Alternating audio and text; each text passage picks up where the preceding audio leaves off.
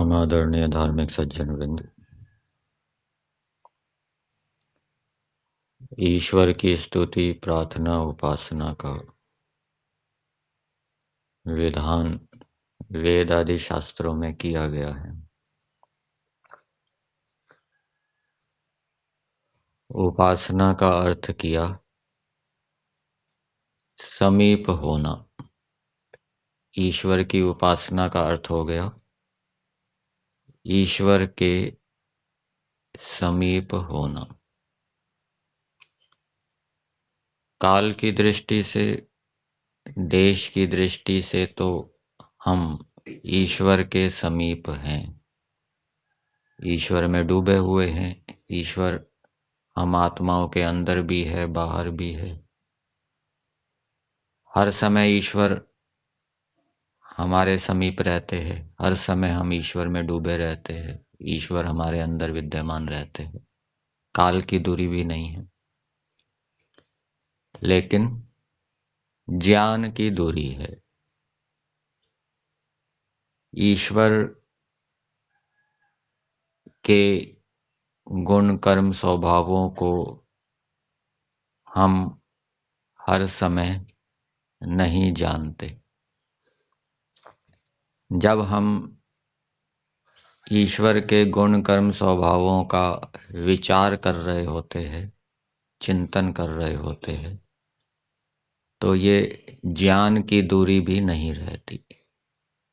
तो इसको भी उपासना कहा है। ईश्वर का चिंतन करना, ईश्वर का ध्यान करना, ये उपासना है। पंचमहायज्ञ विधि पुस्तक में इसी विषय में दिया है।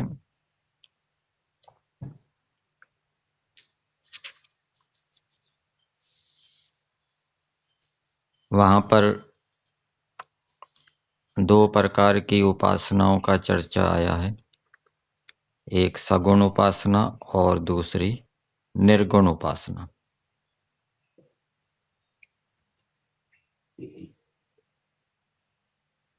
सगुण उपासना के विषय में बताया, ईश्वर को गुणों से सहित जानकर उसका विचार करना। जैसे ईश्वर सर्वशक्तिमान, दयालु, न्यायकारी, चेतन, व्यापक, अंतर्यामी, सबका उत्पादक, धारण करने हारा, मंगलमय, शुद्ध, सनातन, ज्ञान और आनंद स्वरूप है। यह सगुण उपासना का विषय है। वह धर्म, अर्थ, काम और मोक्ष पदार्थों का देने वाला है। धर्म को देने वाला है, अर्थ को देने वाला है, काम को देने वाला है और मोक्ष को देने वाला है। सबका पिता, माता, बंधु, मित्र, राजा और न्यायाधीश है इत्यादि ईश्वर के गुण विचार पूर्वक उपासना करने का नाम सगुण उपासना है। गुण विचार पूर्वक अर्थात ईश्वर के जो गुण अभी बताए, उन गुणों का विचार करते हुए, चिंतन करते हुए, ध्यान करते हुए ईश्वर को अपने समीप भी अनुभव करना, ये सगुण उपासना है। ईश्वर का ध्यान चिंतन तो कर रहे हैं, लेकिन ईश्वर को अपने समीप अनुभव नहीं कर रहे कि जो ईश्वर हमारे समीप विद्यमान है, उसके अंदर ये गुण हैं। ये सगुण उपासना है। फिर आगे दिया, तथा निर्गुण उपासना इस प्रकार से करनी चाहिए कि ईश्वर अनादि अनंत है, जिसका आदि और अंत नहीं, अजन्मा, अमृत्यु, जिसका जन्म और मरण नहीं, निराकार, निर्विकार, जिसका आकार और जिसमें कोई विकार नहीं, जिसमें रूप, रस, गंध, स्पर्श, शब्द, अन्याय, अधर्म, रोग, दोष, अज्ञान और मलिनता नहीं है, जिसका परिमाण, छेदन, बंधन, इंद्रियों से दर्शन, ग्रहण और जिसमें कंपन नहीं होता, जो ह्रस्व, दीर्घ और शोकातुर कभी नहीं होता, जिसको भूख, प्यास, शीतोष्ण, हर्ष और शोक कभी नहीं होते, जो उल्टा काम कभी नहीं करता। तो ये जो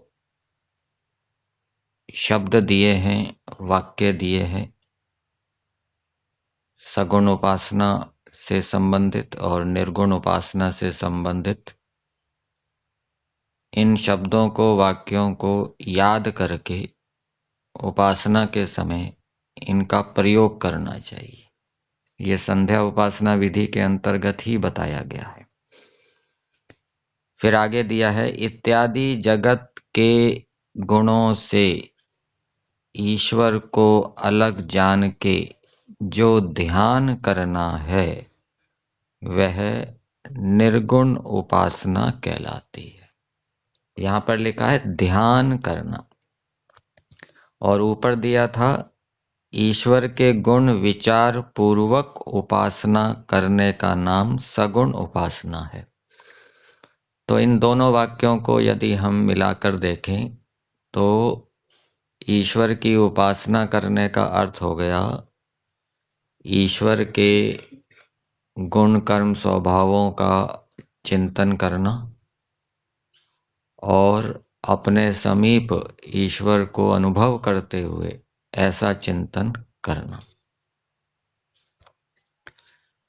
एक तो शाब्दिक ज्ञान होता है, ध्यान कर रहे हैं हम ईश्वर के गुण कर्म स्वभावों का, लेकिन अभी उन गुण कर्म स्वभावों में विद्या उत्पन्न नहीं हुई, तत्व ज्ञान उत्पन्न नहीं हुआ, शाब्दिक ज्ञान हुआ है। तो ये भी ईश्वर की उपासना है, लेकिन मुख्य उपासना क्या कहलाएगी कि ईश्वर के गुण कर्म स्वभावों में श्रद्धा उत्पन्न हो जाना, उनमें विज्ञान उत्पन्न हो जाना, उनमें विद्या उत्पन्न हो जाना, आत्मा के अंदर जो ईश्वर के गुण कर्म स्वभावों के विषय में अविद्या है, वो अविद्या दूर हो जाए, विद्या उत्पन्न हो जाए, श्रद्धा उत्पन्न हो जाए, ये वास्तविक उपासना है। और जब ईश्वर के गुण कर्म स्वभावों में श्रद्धा, विज्ञान उत्पन्न हो जाएगा, फिर साधक, उपासक ईश्वर के गुण कर्म स्वभावों को धारण भी करेगा, स्वीकार भी करेगा, अपना बनाएगा, व्यवहार के अंदर भी वो न्यायकारी बनेगा, रक्षक बनेगा। ये वास्तविक उपासना है। अब निर्गुण उपासना के अंतर्गत यहाँ पर पंचमहायज्ञ विधि में दिया है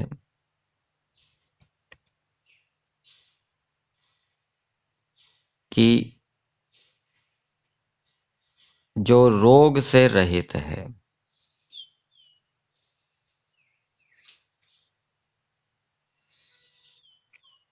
आर्य समाज के नियम में भी जो दूसरा नियम है, वहाँ पर भी निर्गुण उपासना से संबंधित एक शब्द आया है, अजर, जो परमेश्वर बुढ़ापे से रहित है, रोग से रहित है। ईश्वर को बुढ़ापा प्राप्त नहीं होता, ईश्वर की शक्तियाँ क्षीण नहीं होती, ईश्वर कमजोर नहीं होता, देखने की शक्ति, सुनने की शक्ति ईश्वर की हमेशा बनी रहती है। लेकिन जब मनुष्य बूढ़ा होता है तो देखने की शक्ति क्षीण हो जाती है, सुनने की शक्ति क्षीण हो जाती है, स्मरण शक्ति क्षीण हो जाती है, काम करने की शक्ति क्षीण हो जाती है। ऐसा ईश्वर नहीं है। और ईश्वर में कोई रोग भी नहीं है, ईश्वर कभी रोग से ग्रस्त नहीं होता। तो जो मनुष्य अपने बुढ़ापे को दूर करने के लिए प्रयास कर रहे हैं और 80, 90, 100, 110 वर्ष होने पर भी वो युवा जैसे हैं, तो एक प्रकार से वो ईश्वर की उपासना कर रहे हैं, क्योंकि वो ईश्वर बुढ़ापे से रहित है। जिनकी देखने की, सुनने की शक्ति बनी हुई है लंबे समय तक, अधिक अवस्था के होने पर भी उन्होंने ईश्वर की उपासना की है। इसी प्रकार से जो रोगों से रहित हैं, बहुत अवस्था हो गई फिर भी शरीर स्वस्थ है, रोगों से रहित है, तो उन्होंने ईश्वर की उपासना की है। ईश्वर के इस विशेषता को धारण किया है कि परमेश्वर रोगों से रहित है, परमेश्वर बुढ़ापे से रहित है, ईश्वर की शक्तियां कभी क्षीण नहीं होती। अब प्रश्न उत्पन्न होता है कि ईश्वर की इस विशेषता को कैसे धारण करें, कैसे हम भी अजर हों, हम रोगों से रहित हों। तो उसके लिए महर्षि दयानंद जी ने बताया कि मनुष्यों को धर्म के कार्य करने चाहिए। यदि वो धर्म के कार्य करेंगे तो देखने की, सुनने की शक्तियां बनी रहेगी, दृष्टि का नाश नहीं होगा, श्रवण शक्ति का नाश नहीं होगा, बोलने की शक्ति का नाश नहीं होगा।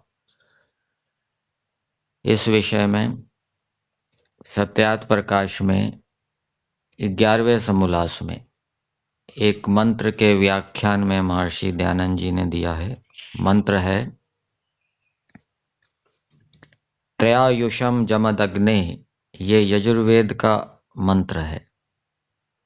इसका अर्थ महर्षि दयानंद जी ने दिया है, हे परमेश्वर, मेरे नेत्र की ज्योति त्रयायुषम, तिगुना अर्थात 300 वर्ष पर्यंत रहे और मैं भी ऐसे धर्म के काम करूं कि जिससे दृष्टि का नाश ना हो।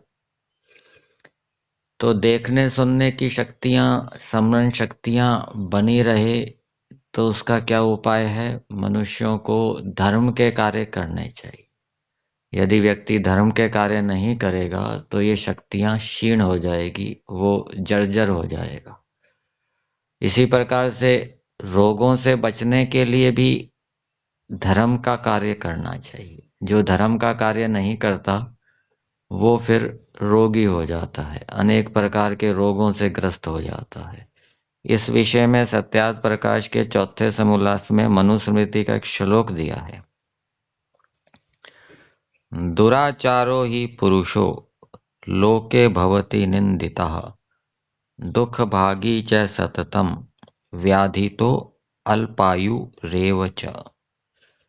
जो दुष्टाचारी पुरुष है, अर्थात जो अधार्मिक है, ब्रह्मचर्य आदि का पालन नहीं करता, सत्य आदि का पालन नहीं करता, वह संसार में सज्जनों के मध्य में निंदा को प्राप्त दुख भागी। तो संसार में सज्जनों के बीच में उसकी निंदा होती है, प्रशंसा नहीं होती। वो दुख भागी होता है, अनेक प्रकार के दुखों को भोगता है और निरंतर व्याधि युक्त होकर अल्पायु का भी भोगने हारा होता है। तो इससे क्या बात निकली कि यदि अल्पायु को दूर करना है, व्याधियों से बचना है, तो उसके लिए अच्छा आचरण करना पड़ेगा, सत्य का आचरण करना पड़ेगा, धर्म का आचरण करना पड़ेगा। तो इस प्रकार करने से हम ईश्वर की जो विशेषता है, ईश्वर बुढ़ापे से रहित है, रोगों से रहित है, उस विशेषता को हम अपने सामर्थ्य के अनुकूल धारण कर सकेंगे। ये भी क्या है? ईश्वर की उपासना है। और इससे आत्मा का ज्ञान बढ़ेगा। ईश्वर की उपासना करने से आत्मा का ज्ञान बढ़ता है, आत्मा की उन्नति होती है, मोक्ष की ओर जाता है। और जो ईश्वर की उपासना नहीं करता, वो फिर मोक्ष से दूर होगा, आत्मा के अंदर अविद्या उत्पन्न हो जाएगी। तो इस रूप में समझना चाहिए।